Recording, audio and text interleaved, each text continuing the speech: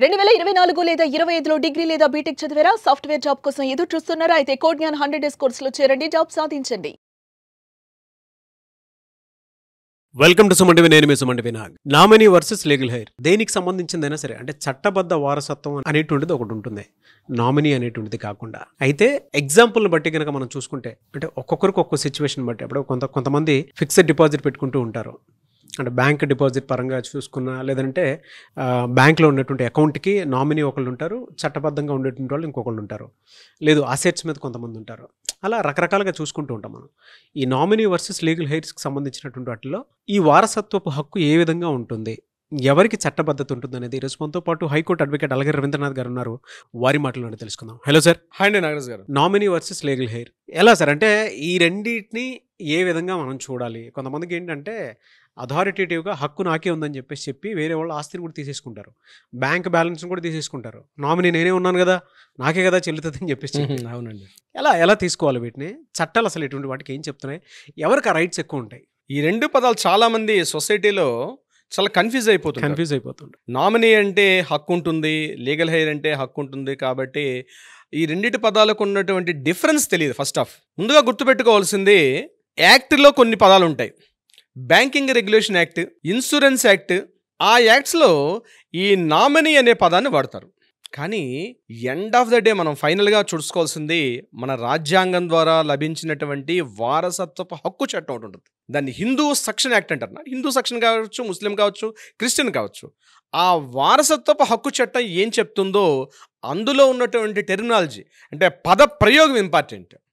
ఇప్పుడు మీరు చెప్పినటువంటి ఈ నామినీ అనే పదం బ్యాంకింగ్ యాక్ట్లో, ఇన్సూరెన్స్ యాక్ట్లో, కంపెనీస్ యాక్ట్లో, రెగ్యులేషన్ యాక్ట్లో ఉంటుంది.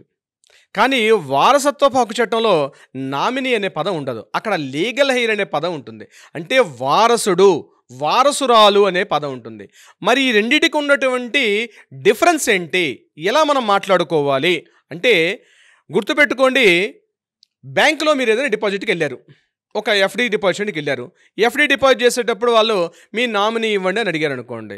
కొంతమంది భార్య పేరు చెప్తారు, కొడుకు పేరు చెప్తారు, కూతురు పేరు చెప్తారు, ఎవరో బ్రదర్ పేరు చెప్తారు అనుకోండి. ఫర్ ఎగ్జాంపుల్ బ్రదర్ పేరు చెప్పారనుకోండి. అంటే ఏదైనా జరిగితే ఆ ఎఫ్డి మీద హక్కు కాదు బ్రదర్కు ఉన్నది, హక్కు వేరు, బాధ్యత వేరు. నామినీ అన్నది ఒక రెస్పాన్సిబిలిటీ, నాట్ రైట్. అది ఒక బాధ్యత మాత్రమే. అంటే ఏంటి, తన ఆ అమౌంట్ను తీసుకొని ఎవరైతే వారసులు ఉన్నారో ఆ వారసులకు అందజేసే బాధ్యత మాత్రమే నామినీది. చట్ట ప్రకారంగా ఉన్నటువంటి రైట్ ఏంటి, వారసుడు, లీగల్ హెయిర్. అంటే ఒక తండ్రికి ఎవరైతే కొడుకు, కూతురు, భార్య, తల్లి ఎవరైతే ఉంటారో వాళ్ళు వారసులు అవుతారు. చట్ట ప్రకారంగా ఉన్నటువంటి వారసులకు మాత్రమే చెందుతుంది.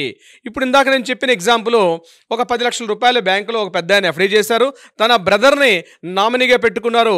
ఆ పెద్ద ఆయన కాలం చేశారు, అది అకాలంగా కాలం చేశారు అనుకుందాం. అటువంటి సందర్భాల్లో ఆ ఎఫ్డీ అమౌంట్ 10 లక్షల రూపాయలు తను డ్రా చేసుకుని తన స్వంతానికి వాడుకుంటే అది చట్టరీత్యా నేరం అవుతుంది. ఎందుకంటే ఆ పెద్ద ఆయనకి కాస్త ఒక భార్య, 2 పిల్లలు, మనవలు ఉన్నారనుకోండి. తను చేయాల్సింది ఏంటంటే ఈ బ్యాంక్ ఎఫ్డీ మీద వచ్చినటువంటి ఇంట్రెస్ట్ కావచ్చు, ప్రిన్సిపల్ అమౌంట్ కావచ్చు, మొత్తం అంతా కూడా వారసులకు మాత్రమే చెందుతుంది తప్ప నామినీ అనే పదం రాయించుకున్నంత మాత్రాన వారికి ఎట్టి పరిస్థితుల్లో కూడా చెల్లదు. ఇది గుర్తుపెట్టుకోవాలి. చాలా మందికి కావాల్సిన పాయింట్ సార్ అదే. చాలా క్లియర్ ఇష్యూ, ఇది గుర్తుపెట్టుకోవాలి. నామినీ అంటే అయ్యో నామినీ పెట్టేశారంటే అక్కడ నాకే చెందిపోతుంది కాబట్టి నా పేరు పెట్టేసి ఏంటంటే, మీ పేరు రాసుకున్నారంటే మీరు కేవలం ఒక రెస్పాన్సిబిలిటీ తీసుకొని ఎవరైతే వారసులు వాళ్ళ మధ్య ఏదైనా వారసత్వ విభేదాలు కానీ వాళ్ళ మధ్య ఏదైనా సంక్రమించేటప్పుడు ఎవరికి కావాల్సింది వాళ్ళు అందించడం వరకే మీ బాధ్యత. అంటే మీరు వెళ్తూ మీ చేతిలో ఏమైనా ఒక బుట్ట పెట్టారనుకోండి, ఆ బుట్ట పెట్టినంత ఆ యొక్క మెటీరియల్ పెట్టేందుకు ఆ మెటీరియల్ మీది కాదు. ఎవరైతే సదరు వ్యక్తి వచ్చి మరలా నాకు ఇచ్చేయమన్నప్పుడు మరలా వారి చేతికి అందజేస్తేనే అప్పుడు మీరు నామినీ అవుతారు. ఎవరైతే హక్కుదారులు ఉంటారో వాళ్ళ వారసులు అవుతారో వాళ్ళని లీగల్ హెయిర్స్గా గుర్తిస్తారు. లీగల్ హెయిర్స్కి అన్ని రకాల హక్కులు ఉంటాయి. అంటే వాళ్ళ ఒకవేళ అప్పుల్లో ఉన్నా, వాళ్ళకి ఏదైనా ఆస్తుల్లో ఉన్నా అవన్నీ కూడా వీళ్ళకి చెందుతుంది. ఇప్పుడు ఫర్ ఎగ్జాంపుల్ మీరు అన్నట్టుగా నామినీ తీసుకుందాం. పొరపాటున ఈ పెద్ద అయిన వ్యక్తికి ఏదైనా అప్పు కూడా ఉందనుకుందాం, ఒక 10 లక్షల రూపాయలు అప్పు ఉందనుకోండి. నేను ఇవ్వాల్సిన అవసరం లేదన్న కుదరదు కదా. 10 లక్షల రూపాయలు తీసేసుకున్నావు నామినీ కాబట్టి, మరి అప్పును భరించగలవా? అప్పును భరించలేవు కదా. సో నామినీ అనే పదం ఇప్పుడు నేను చెప్పిన లీగల్లో కంపెనీ యాక్ట్లో కానీ, బ్యాంకింగ్ యాక్ట్స్లో కానీ, ఇన్సూరెన్స్ సెగ్మెంట్లో కానీ, రెగ్యులేషన్ యాక్ట్లో కానీ వీటిలో మాత్రం ఈ పదాన్ని వాడితే అది కొంత ట్రాన్స్ఫర్ చేయడం కోసమని ఒక మీడియేషన్ బాధ్యత మాత్రమే తప్ప పూర్తి స్థాయి లీగల్ రైట్ కాదు, అది లీగల్ హెయిర్ సర్టిఫికేట్. అందుకనే చాలా ముఖ్యంగా ఈ ప్రాపర్టీస్ విషయంలో ఏదైనా వివాదాలు వచ్చేటప్పుడు ఒక తండ్రి కావచ్చు, తల్లి కావచ్చు, తన ప్రాపర్టీస్ ఉన్నాయి, ఆ తల్లి కానీ తండ్రి కానీ చనిపోతే లీగల్ హెయిర్ సర్టిఫికేట్ కోసం చెప్పి ముందు ఏం చేస్తారంటే ఫ్యామిలీ మెంబర్ సర్టిఫికేట్ తీసుకుంటారు.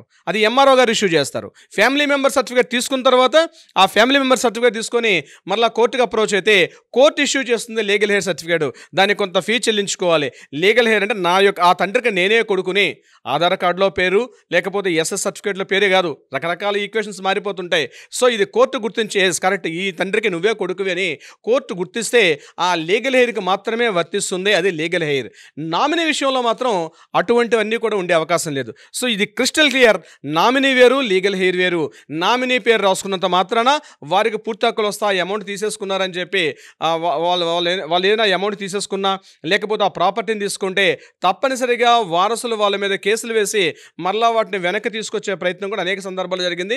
చాలా సందర్భాల్లో కూడా నిజంగా ఉంటే తప్పనిసరిగా అది ప్రూఫ్ అయితే మళ్ళీ ఎవరికి వారికి ఆ లీగల్ వారసత్వ హక్కులకి వారికి అందించే ప్రయత్నం చేయొచ్చు. నాగరాజ్ గారు డెఫినెట్గా అండి. చాలామందికి అటు తేడా తెలియక కన్ఫ్యూజ్ అయిపోయి నామినీలు కూడా మాకు అన్ని రకాల హక్కులు అని చెప్పేసి వచ్చిందని కూడా తీసేసుకుంటున్నారు. But anyways thank you so much for the clarity and thank you so much అలాగే Ravindranath. Thank you so much Nagaraj garu. Suman టీవీలో మీ పర్సనల్ అండ్ బిజినెస్ ప్రమోషన్స్ కోసం కింది నెంబర్కి కాంటాక్ట్ చేయండి.